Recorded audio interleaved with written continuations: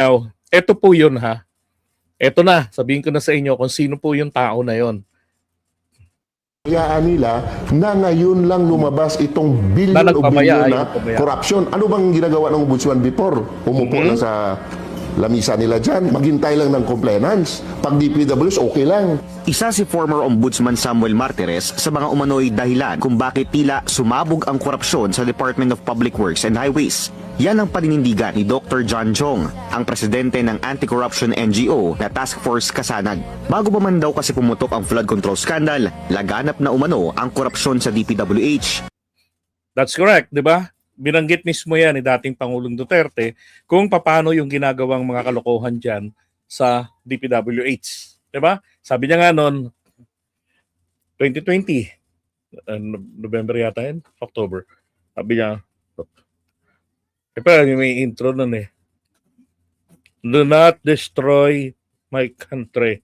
Whereas patayin ko talaga kaya. Alam niyo, sa DPWH, nandyan ang korupsyon. Walang delivery ng project. Puro ghost project sila dyan ng mga buang. Tapos binanggit niya mga pangalan. Kasi congressman, yung mga kaaway niya, binanggit niya. Wala na, yun lang. Di ba? So, totoo yung sinasabi nito. At eto, tingnan yung ginawa nila ha. Ayon kay Chong, 2022 pa lang, lumapit na sila sa Office of the Ombudsman para ihabla sina Benguet Representative at 2022, so that was 2 years later, pumunta na sila sa ombudsman para pa-imbestigahan. Di ba? Bakit po yung mga congressman na yan, nababanggitin niya? Bakit? Kasi ganadong-ganado na sila. Na imagine si dating Pangulong Duterte, imagine the time nako, the former president at maganda pang relasyon ng unit team noon. So there's already a expectation na uusad ito. Di ba? So lalo na wala na tinatanawan ng utang na loob si Samuel Martires. Wala na si Tatay Diggs. Ngayon, ito yung problema. Nga. Noy House Committee on Appropriations Chairperson Eric Yap, ako Bicol Party List Representative Zaldico at CWS Representative Edwin Guardiola dahil umano yan sa mahigit 50 billion pesos. Di ba hanggang ngayon, sila rin yung mga nauungkat, sila rin yung mga nakikitang mga pangalan. Worth of DPWH projects na nakubra lamang daw ng 3 kongresista noong 2021. Pero ani Chong, tila isinantabi lang daw ni former Ombudsman Samuel Martires ang kanilang reklamo. Ano ba klaseng ombudsman sila ni Martires that time? Ba't hinayaan nilang lumaki ang baha? Ba't hinayaan nilang 100 billion o pilang billion ang nalustay? Hindi ba mananagot ang ombudsman dyan?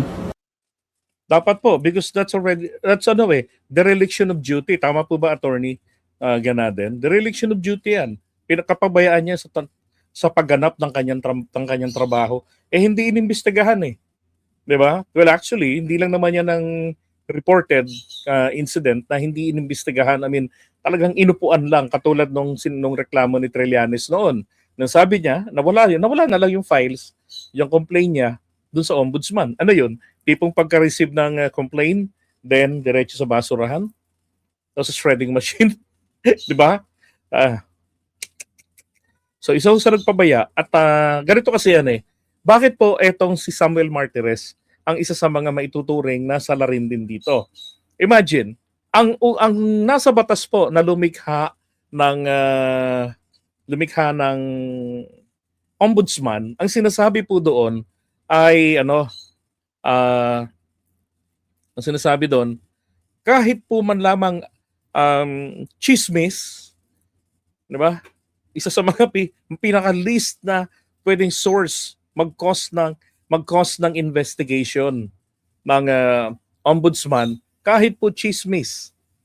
Yung mga nababalita ang may korupsyon, ay dapat na po silang motu proprio. Sa English po, ng English ng motu proprio, it's a Latin kasi, ang English po niyan is proactive. Tagalog, kusang loob, kusang palo. Hindi ho parang pako, kailangan mo pampukpukin ng ulo para mapakinabangan. 'Di ba? So si Samuel Martires hindi po kumilos diyan. Siyempre, kapag hindi po kumilos yan, yamang ang ombudsman ang kinatatakutan ng halos lahat ng mga nasa gobyerno. Maski sa presidente, maski sa vice president, kinatatakutan nila ang ombudsman. Bakit? Kasi kahit sila po yung impeachable officials, pwede po silang imbestigahan. At yung findings ng kanilang fact-finding na ginawa, nako, pwedeng gamitin na basis para sa impeachment nilang dalawa. 'Di ba? So ganun po kalupit. Ganun din sa mga mambabatas. Yung fact-finding result nila, then pwedeng dalhin yan doon sa House, doon sa Senate, para maging basis para sa ethics complaint, i-kick out sila, para silang na-impeach. Pag na-terminate na sila doon, then yan na.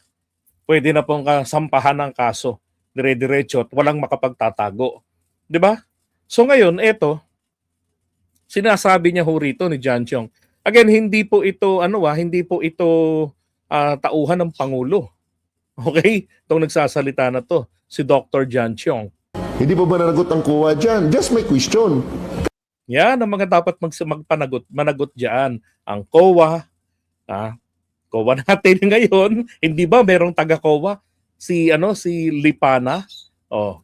Kailangan pa sagutin ng ombudsman before kasi nag-file na kami. Ang request namin, Sir Ombudsman, the task force ko sana nagkailangan ng tulong nyo for fact-finding, mutuo proprio. Hindi naman kami investigador.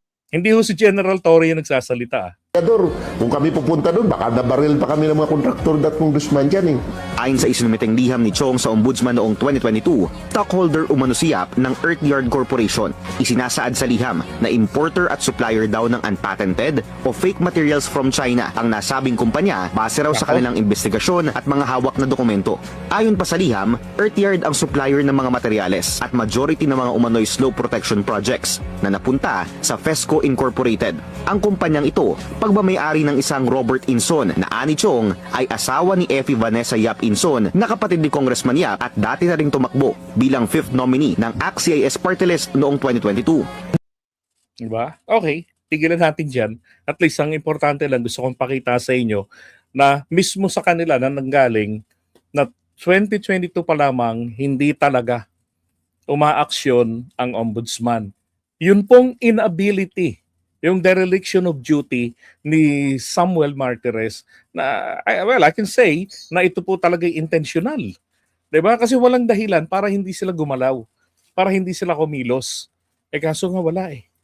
Diba? Sino ho napuputukan? Si Digong. Bakit? Kasi walang ginawang aksyon, wala man lang ginawa na ma-pressure ang ombudsman. Diba? Kilala siya na atapang tao. Hindi kayang-kaya niyang sabihin ng putang ina mo, hindi ka nagtatrabaho. Ang dami nagkurap-kurap dyan, ang dami nagnakaw ng pira, hindi ka nagkilos, hindi ka nagtrabaho, wala kang investigasyon. Putang ina, bariling kita dyan, hayop ka. Walang ganun eh. Di ba? Walang ganun. Ay nako. Sabi naman ni Martires, mataas ang respeto ko kay Diggs kasi hindi niya ako inuudyukan kung anong gagawin ko. Unang-una, hindi naman kasi kailangan eh. 'Di ba? Ang batas na lumikha ng ombudsman, sinasabi ron, kahit na hindi kinakailangan ng formal complaint. Sulat lang ng pagrereklamo, nabalitaan lamang, naulinigan lamang, ay dapat na silang kumilos proactively, mag-imbestiga. Ano ngayon kung wala silang matuklasang katibayan, at least na siguro na nagkaroon ng investigasyon. Bakit po gano'n ang ombudsman dapat? Kasi po, ang purpose, the very purpose ng creation ng ombudsman ay masiguro na mapapangalagaan ang mamamayang Pilipino laban sa korupsyon. Kaya kahit na chismis pa lamang, nababalitaan pa lamang, kinakailangan na nila itong asikasuhin para masiguro na corruption-free ang Pilipinas. Di ba? Okay? So alam nyo na ha. And again, going back, gaya nga ng sinasabi ko sa inyo kanina, etong Cabral Files, ay isang maliwanag lamang po na ano to, recycled document. 'Di ba? Kasi tignan nyo naman, sipin mo yung Remulla, again, just to recap, 2022 naging congressman na siya. Nandyan pa. Ay, naging congressman siya pero hindi naka-assume ng kanyang, hindi man lang nakapag day one sa pagiging congressman niya uli ng Cavite. 'Di ba? Kasi June 30, accept niya na yung kanyang posisyon or automatically he vacated his seat.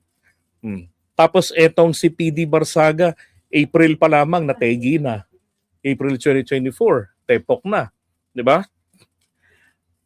Tapos etong si Arnie Tives na andito din sa 2025 budget. 2023 pa lamang po, tanggal na to. Si Arnie Tives, di ba? Na kick out na siya sa House. Si Marisol Panotes, namatay noong April 29, 2022. Actually, etong panahon na to, nung bago siya nung namatay siya, kandidato siya for re-election si Panotes. Kaya ang pumalit sa kanya yung kanyang anak. Yung pag ni-research yung Congress or Rep Panotes, may kita ninyo yung Marichu. 'Di ba? So maliwanag po, ito talaga ano lang to, isang recycled file. Ito lang si Manny Pacquiao Sabi niya, the records obtained by Billionaire News Channel allegedly shows request scores through DPWH and DPWH during the preparation of the 2025 National Expenditure Program, even when his term ended in 2022. Imagine, di ba? So, alam niyo na kalokohan dyan na nangyayari, di ba? Si Nakabral, siya yung taga-prepare, planning yung opisina niya di ba? Ay, nako.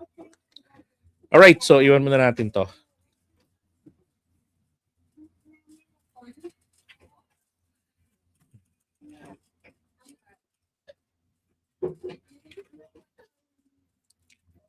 Hello po sa inyo. Ganun din, Kinilda Arceo. Kasi yung anak ni Bong Rila ang kalaban niya noon. Uy, shoutout po rito sa aking kaibigan, kay Biscol Vlog, kay Neil Calmada. Yan, dapat kasuhan yan si Martires.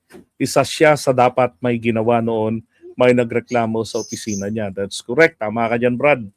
Okay, shoutout sa iyo, man.